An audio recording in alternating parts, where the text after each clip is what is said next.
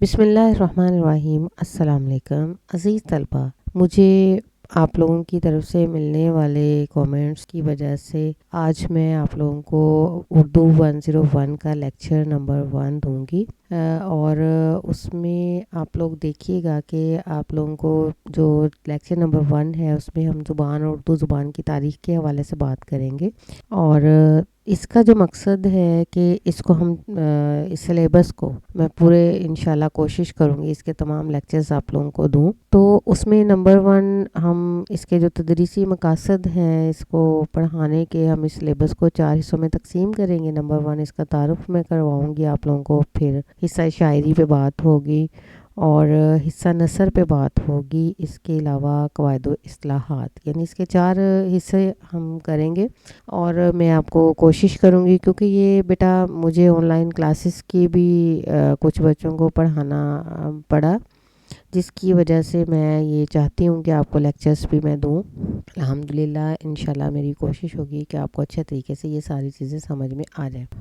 اب دیکھیں اس میں ہمارے کچھ اہم سوالات ہیں۔ سب سے پہلے تو جب ہم بات کرتے ہیں کہ زبان کیا ہے، ٹھیک ہے، اس کے بعد دیکھیں آپ ایک اور کویسچن ہے کہ یہ کب پیدا ہوئی، اس کی تاریخ کیا ہے، زبان کیسے وجود میں آئی۔ ان سب سوالات کے متعلق معلومات جو ہیں یعنی آپ کو کہیں نہ کہیں سے تو مل جائیں گی۔ زبان بیسیکلی بول چال کے اس انداز کو کہتے ہیں جس کے ذریعے ہم اپنی بات دوسروں تک پہنچاتے ہیں۔ اللہ تعالیٰ نے ہمیں 5 قوتوں سے نوازا ہے۔ اب وہ 5 قوتیں کون کون سی ہیں؟ نمبر 1 باصرہ، قوت باصرہ یعنی دیکھنے کی قوت، سامعہ سننے کی قوت، لامسہ چھونے کی قوت، شامہ سونگھنے کی قوت، اور قوت گویائی یعنی بولنے کی قوتیں شامل ہیں۔ یہ وہ تمام حسیات ہیں جن کے ذریعے ہم ابلاغ کا کام لیتے ہیں اور اپنا پیغام دوسروں تک پہنچاتے ہیں۔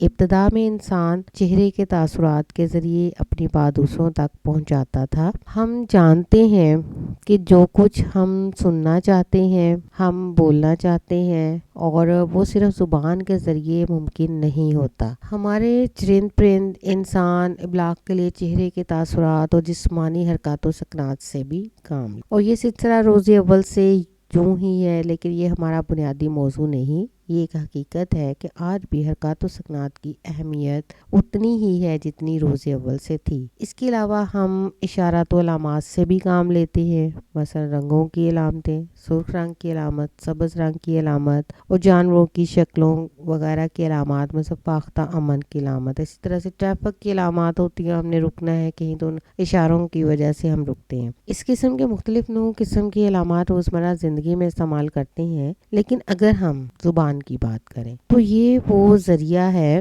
جس میں ہم دونوں یعنی حرکات و سکنات اور علامات ذرائع ابلاغ سے زیادہ اہم ہیں۔ ہم بہت سی باتیں چہرے کے تاثرات اور اشارات و علامات سے کرتے ہیں، لیکن یہ عمل اس وقت اہم ہوتا ہے جب ہم ایک دوسرے کی زبان نہیں جانتے، لیکن یہ ہماری بنیادی ضرورت سے زیادہ مدد نہیں کر سکتا، کیونکہ تاریخ یا دستاویز کے متعلق اشارے کنائے زیادہ معاون نہیں ہو سکتے۔ اب سوال یہ پیدا ہوتا ہے کہ زبان کب پیدا ہوئی، کس طرح زبان نے الفاظ کی شکل پائی، زبان نے ترقی کیسے کی، اور زبان کے نظریات، اردو زبان کے متعلق مختلف نظریات جو ہیں وہ کون سے ہیں۔ ان سوالات کا جواب جاننے کے لیے ہمیں الفاظ کا سہارا لینا پڑتا ہے۔ اب یہ سوال پیدا ہوتا ہے کہ الفاظ کہاں سے آئے۔ اس کا جواب اس طرح سے دیا جا سکتا ہے کہ جہاں تک انسانی تاریخ کا تعلق ہے تو زیادہ پرانی اور قدیم نہیں، لیکن جب ہم تاریخی دستاویز کو جانتے ہیں تو پتہ چلتا ہے کہ زبان کی تاریخ 5 یا 7 ہزار سال قبل میسر نہیں۔ اس کی وجہ یہ ہے کہ ہمارے پاس اس کے تحریری نمونے موجود نہیں۔ ہمارے پاس زبان کے آغاز کے متعلق ایک راستہ ہے جس کے ذریعے ہم زبان کے متعلق آشنائی حاصل کر سکیں، کیونکہ ہمارے پاس کوئی ایسا انسان نہیں جو اس سلسلے میں ہمیں رہنمائی کر سکے۔ اس لیے ہمارے پاس صرف اور صرف ایک طریقہ ہے، اور وہ ہے تاریخ۔ لیکن بدقسمتی سے یا تو ہم ماضی کی زبانوں سے واقف نہیں، اور ہمارے پاس اس کے تحریری نمونے بھی موجود نہیں۔ ایسی صورت میں ہم کیا کریں؟ ایسی صورت میں ہم یہ کہتے ہیں کہ حضرت انسان کے پاس قوت گویائی تو ہے۔ اب آپ دیکھیں کہ قوت گویائی تو تھی، اور وہ زبان صرف ان فطری آوازوں کے لیے جن کی اہمیت آفاق کی نوعی ہے انسان استعمال کرتا ہے، مثلا تکلیف میں کوئی آواز نکالنا، حیرت کا اظہار کرنا، خوشی کے موقع پر کوئی آواز نکالنا، یہ وہ آوازیں ہیں جو کسی قسم کی زبان کی متقاضی نہیں ہوتی۔ یہی وجہ ہے کہ یہ دراصل زبان نہیں بلکہ آوازیں ہیں۔ یہاں ہمیں آواز اور الفاظ کے فرق کو ملحوظ رکھنا ہوگا۔ اب سوال یہ پیدا ہوتا ہے کہ یہ فرق کیا ہے؟ زبان الفاظ کا مجموعہ ہے، وہ یہ سب جانتے ہیں۔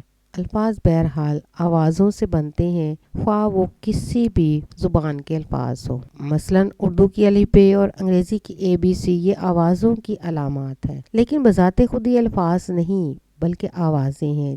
جب مختلف آوازیں ملتی ہیں تو الفاظ بنتے ہیں، اور الفاظ کا ملاپ یا الفاظ کی خاص ترتیب جملے کو جنم دیتی ہے، اور معنی آوازوں میں نہیں بلکہ جملے یا لفظ میں پنہاں ہوتے ہیں۔ یعنی جب ہم کوئی آواز نکالتے ہیں، چاہے وہ خوشی کا اظہار ہو، حیرت کا یا کسی تکلیف کا، تو وہ دراصل آوازیں ہیں۔ وہ احساس کا اندیا ضرور ہے لیکن اسے ہم زبان نہیں کہیں گے۔ اب یہی وجہ ہے کہ ہم کہتے ہیں کہ زبان اور آواز میں فرق ہے۔ اب فرض کیجئے کہ کسی کو تکلیف کا اظہار کرنا ہے تو وہ کوئی بھی آواز نکال سکتا ہے۔ اس کے لیے ضروری نہیں کہ کوئی دوسرا شخص اس آواز کو سمجھ جائے کہ یہ تکلیف کی بات کی جا رہی ہے۔ اگر سمجھ لے تو اس سے ہمارا ابلاغ مکمل ہو جاتا ہے۔ لیکن مسئلہ کیا ہو؟ مسئلہ یہ ہوگا کہ جب اسے اس کی تکلیف کی وجہ یا سبب سے آشنا کرنا چاہیں گے کہ تکلیف کیوں کر ہوئی، اس کے لیے ضروری ہوگا کہ الفاظ کا سہارا لیا جائے، کیونکہ چہرے کے تاثرات اور اشارات و علامات ہماری مدد نہیں کریں گی، اور اس تفصیلی بات کے لیے الفاظ کا سہارا لینا ہو۔ آوازیں ابتدائی ابلاغ کے لیے تو کافی تھیں، لیکن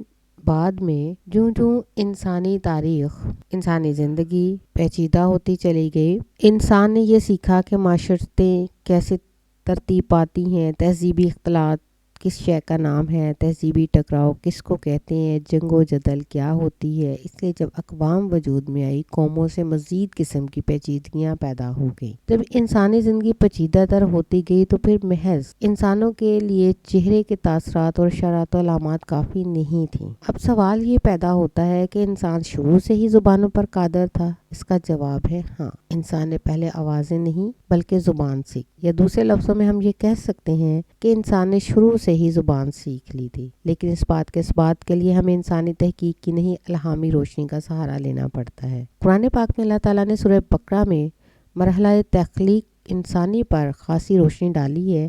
رب تعالیٰ نے فرشتوں سے فرمایا کہ میں انسان تخلیق کر رہا ہوں، تو فرشتوں نے استفسار کیا کہ تو کیسے بنائے گا؟ اس سے آگے ایک مرحلہ اور آگے بڑھیے تو اللہ فرماتا ہے کہ اس نے آدم کو اسما سکھائے۔ اب اس واقعے سے ہم یہ اخذ کر سکتے ہیں کہ اللہ اور فرشتوں کے درمیان بات چیت ہوئی، یا چلے یوں سمجھ لیں کہ وہ اسما جو آدم کو سکھائے گئے وہ بہرحال بامانی بھی تھے اور یقینی طور پر الفاظ بھی۔ ہم کہہ سکتے ہیں کہ انسان روز اول سے ہی زبان پر قادر تھا۔ اب یہ سوال پیدا ہوتا ہے کہ ہمارے پاس زبان تھی تو آخر کیا وجہ ہوئی کہ ہماری زبان کی تحقیقات یا لسانی تحقیقات چند ہزار سال تک محدود ہیں؟ اس کا سبب یہی ہے کہ ہمارے پاس جو تحریری نمونے موجود ہیں یا تو ہماری سمجھ میں نہیں آتے، یعنی ہم ان کے ابلاغ کے حوالے سے، ان کو سمجھنے کے حوالے سے ان تک نہیں پہنچ پاتے۔ چاچا 5 سے 7 ہزار سال کی تاریخ دراصل تحریری زبان کی تاریخ نہیں ہے بلکہ بولی جانے والی زبان کی تاریخ ہے۔